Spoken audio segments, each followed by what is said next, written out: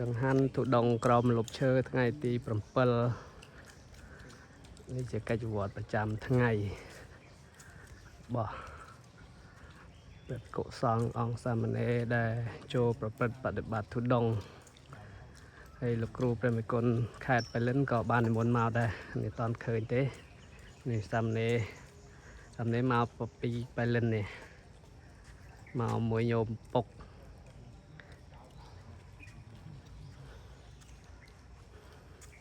ក្រមលប់ឈើចង្ហាន់មួយពេល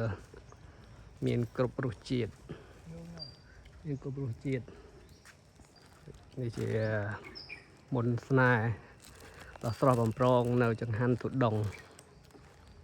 គឺព្រះភិក្ខុសង្ឃអង្គសាមណេរនិមន្តឆាន់ក្នុងភេជ្ជៈ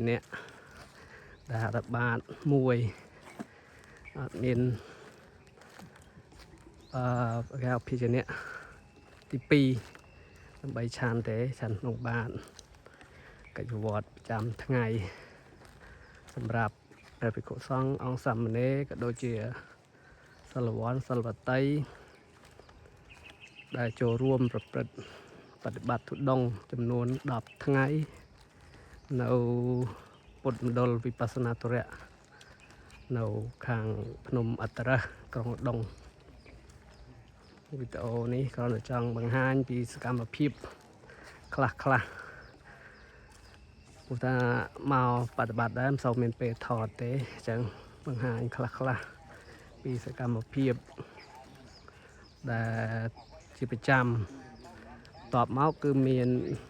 ចេញពីសមាធិមកបិណ្ឌបាតមកឆាន់នេះថតពេលឆាន់ហើយគ្រូ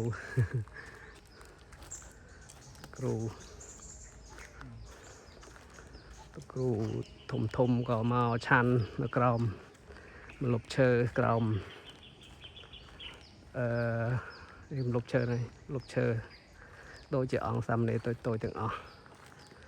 តែបានន័យថារយៈពេល10ថ្ងៃនេះអត់មានឆាន់នៅក្នុងកុដិលើកុដិអីទេឆាន់នៅតាមម្លប់ឈើដែលលោកគ្រូវិបស្សនាដាក់កំណត់ឲ្យតែមួយថ្ងៃឆាន់តែមួយពេលទេនេះរាប់រយអង្គ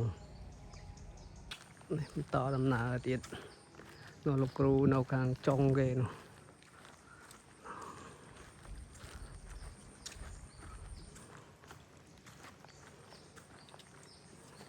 នេះ